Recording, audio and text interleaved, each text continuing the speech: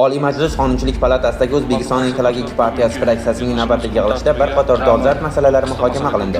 Dastlab suv resurslaridan oqilona foydalanish, suv xo'jaligi sohasida qonunchilik talablariga rioya etilishini ta'minlashga qaratilgan O'zbekiston Respublikasining Ma'muriy javobgarlik to'g'risidagi kodeksiga o'zgartirish va qo'shimchalar kiritish haqidagi qonun loyihasi ko'rib chiqildi. Muhokamalar davomida keyingi yillarda mamlakatimizda suv resurslaridan samarali foydalanish, suvlarning davlat hisobini yuritish tizimini takomillashtirish hamda suv xo'jaligi obyektlari xavfsizligini ta'minlashga qaratilgan keng ko'lamli islohotlar amalga oshirilayotganligi qayd etildi. Qonun loyihasi suvlarning davlat hisobini yuritishga, suv xo'jaligi obyektlari va qurilmalaridan foydalanish qoidalariga, shuningdek gidrotexnika inshootlarining xavfsizligi to'g'risidagi qonunchilikka rioya etilishiga bevosita mas'ul bo'lgan shaxslarning mas'uliyatini oshirishga hamda oqova suvlarni chiqarib yuborish tarmoqlaridan foydalanish qoidalarini buzganligi uchun javobgarlikni takomillashtirishga qaratilgan.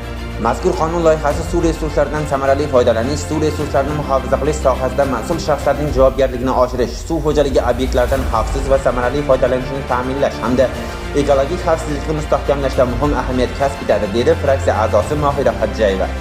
Qizg'in muhokamalardan so'ng qonun loyihasi fraksiya a'zolari tomonidan qo'llab-quvvatlandi.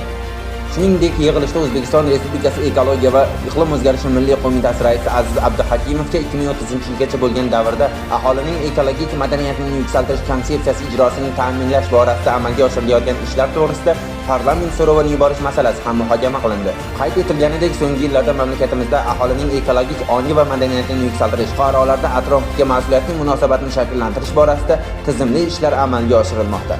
Shu bilan birga deputatlarning saylov okruklaridagi o'rganishlari ushbu yo'nalishdagi ishlar samaradorligini yanada oshirish zarurligini ko'rsatmoqda. Muhokamalar davomida davlat organlari xodimlarining ekologik bilimlarini oshirish, mahallalarda ekovolontyorlar faoliyatini qo'llab-quvvatlash hamda belgilangan vazifalar ijrosini ta'minlash yuzasidan ta'sirchan parlament nazoratini kuchaytirish muhimligi ta'kidlandi. Shu munosabat bilan fraksiya a'zolari Ekologiya va iqlim o'zgarishi milliy qo'mitasi raisiga parlament so'rovini yuborish tashabbusini qo'llab-quvvatlashdi. Kun tartibiga kiritilgan boshqa masalalar ham atroflicha ko'rib chiqilib, tegishli qarorlar qabul qilindi.